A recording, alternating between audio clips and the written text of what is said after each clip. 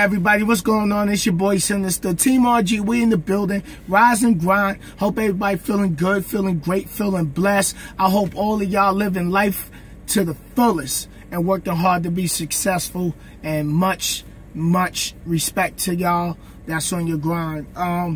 Okay, y'all, I'm gonna give y'all some information on something I did, maybe that can help a lot of new drivers coming in the industry. Maybe some of you current drivers might use this information. Now, this is the way I run. Everybody has their own way of running. Everybody has their own way of doing things. And that's just the way it is in life. Everybody does things differently. All right, I had a load that I had picked up from Hershey in Utah coming up to Washington State to a Costco. So, it was a preloaded trailer. I picked that load up. I got the Costco, got the load delivered. Right after I got the load delivered, which I got delivered on time, my DM called me and gave me 3 trips back to back. So he was like, hey, Sin, I need you to take this local run. We're going to do this local run real quick. So I had to go to the night yard up there in Kent, Washington to pick up a trailer that had OS&D, which is over shortage or damage product. So 2 pallets of bananas got rejected, so I had to take it back to Demont to take it back to them. So that was 15 miles from the truck stop, from where I delivered the load to the terminal was 15 miles empty and 8 miles loaded, going from the terminal to Demont to take back the bananas. Went over there, dropped that load. They took the 2 pallets off. They signed the bill of lading. Gone.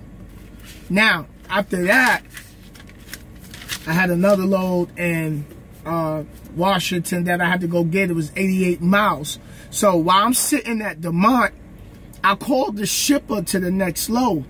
So I said, I called and asked, I said, good afternoon, how you doing? You know, this is Anthony from Night Refrigerated. I'm just calling to find out if y'all had overnight parking, so I can get up there yesterday to be able to pick the load up today, which today is the 25th. I got the load on the 24th. So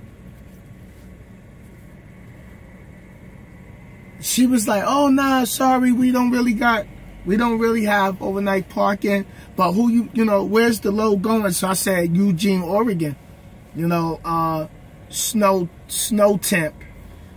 And she was like, oh, well, if you want, you could come get the load today. So this was yesterday, the 24th, May 24th. So I boogied, did the 88 miles, went up there, got the load, right? Now, I had enough time to leave there to come all the way down to Oregon, Eugene, Oregon, and deliver the load. But I'm not in the dock yet. I'm sitting in the staging area. So anyway, the original trip, this is the original trip for this load I'm sitting on. Supposed to got picked up today, which is the 25th. Supposed to got picked up today and delivered tomorrow. I got it here on the 25th because I picked it up on the 24th. And how did I do that? Because I just picked the phone up, calling to find out they had overnight parking. So, sometimes you don't have to wait. Sometimes you don't have to wait till the actual day of your load to go get it. So, the load's supposed to be picked up today, and I'm at the consignee today instead of tomorrow. Now, I'm getting reloaded out of this place here, snow temp. I'm getting reloaded out of here and going to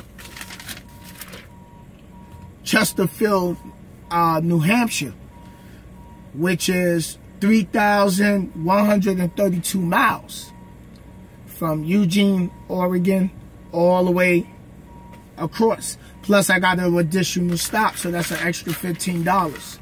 On top of that, I got to stop in Dadeville, Connecticut.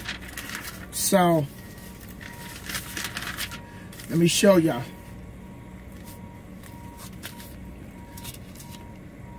You see it at the top? I'm supposed to pick it up today and deliver it here for the 26th. But I'm sitting here at the consignee on the 25th because I picked it up on the 24th instead of the 25th. And that's how I write my trip out. I know somebody was asking me. Now, this trip and my next trip, that you see how I got no miles? Because I'm picking right back up out of here where I'm delivering. So I'm delivering and picking up. Now, I checked in. They said they're not going to be able, that the ice cream load is not ready today. So once they get me unloaded today, I'm going to go to the terminal, get a service done on the truck, come back tomorrow, which will be the correct day, which tomorrow will be the 26th. And it's going here. That's the consignee, but I have an additional stop. And Connecticut. So that got to be there on June 3rd. So, and the additional stop is June 3rd and the consignee is June 3rd. So basically what you want to do is start calling the shipper. Call the shipper, call the consignee, find out if there's overnight parking. Now, what I did when I called here last night, nobody answered. It went to a voice message system saying business hours is 7 to 5. So I was like, okay, you know what? I Google mapped it. I looked at the area. I said, you know what? I'm going to run it. So I ran last night through. I drove through the night. I got here last night and shut down, and I parked right in front of their gate. It was another truck here, another truck parked on the other side of him, and I had room to pull in and be out the way. And hey, I set my alarm about 6 o'clock because I knew business hours would start about 7. So,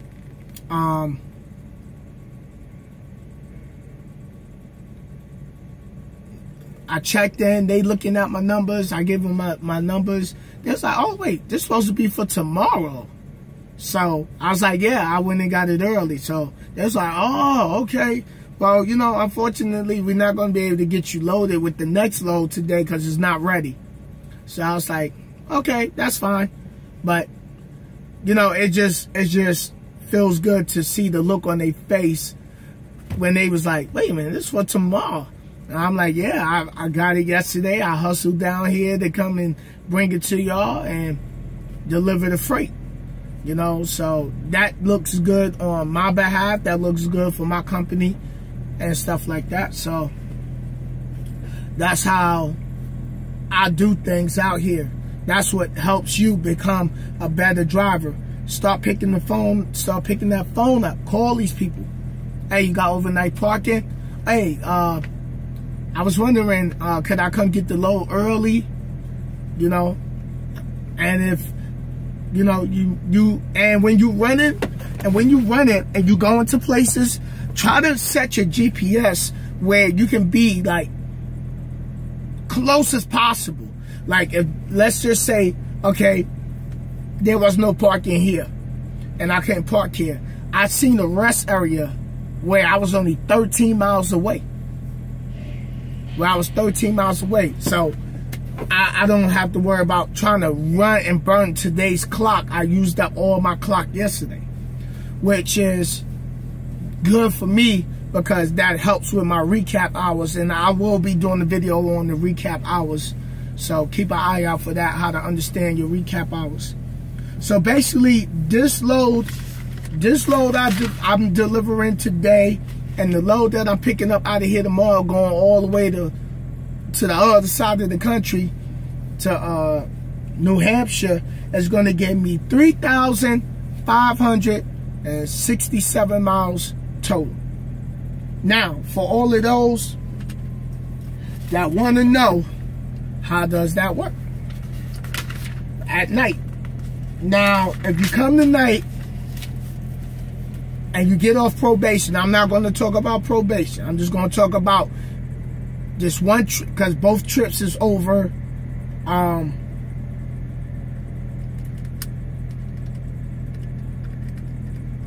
One trip is over 500, which is the 3,000 mile plus trip. So that's, you take that 3,000 miles and, all right, what is it? 3,132 miles, times that by 0.38, which is the pay that they pay you cents per mile. Total miles, hold on. I'm going to show y'all right now. Okay, total miles. Right? So, what you want to do is, you're going to get your calculator, put 3132, like that. Then you want to hit times. You want to hit the times. Then you put 0.38, so it looks like that. And you can see the decimal. Now, that's how much you would get paid for that trip. You would get $1,190.16 for that trip. So, let me put that down.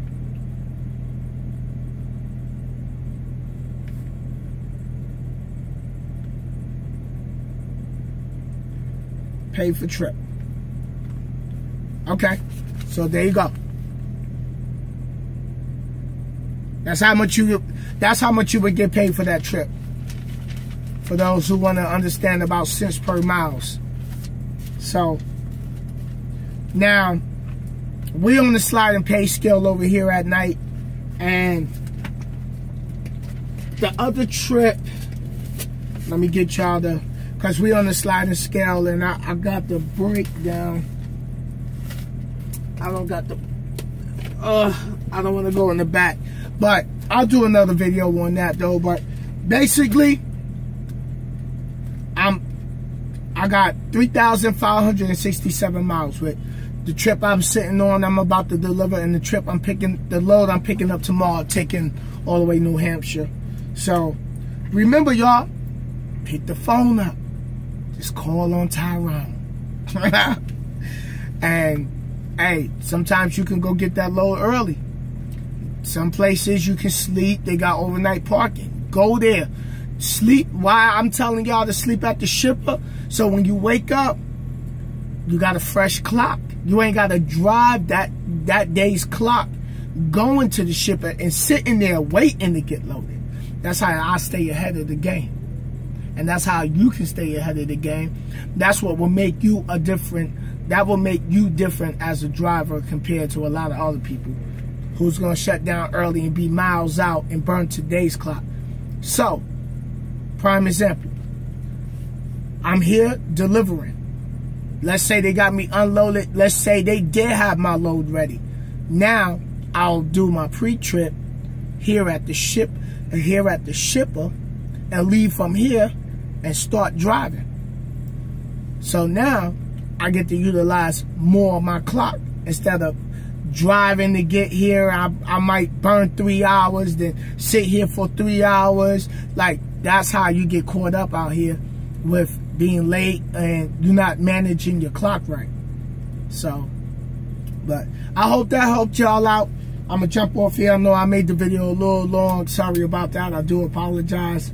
And thumbs up the video, subscribe. Thank you for all the support. Thank you for believing in me. Thank you for following me with Team RG and the movement and believing in the movement. And I'll holler at y'all soon. Keep an eye out. I will be doing a video on recap hours, how to understand how to get how to recap hours work and everything like that. So I'll holler at y'all later. It's your boy Sinister.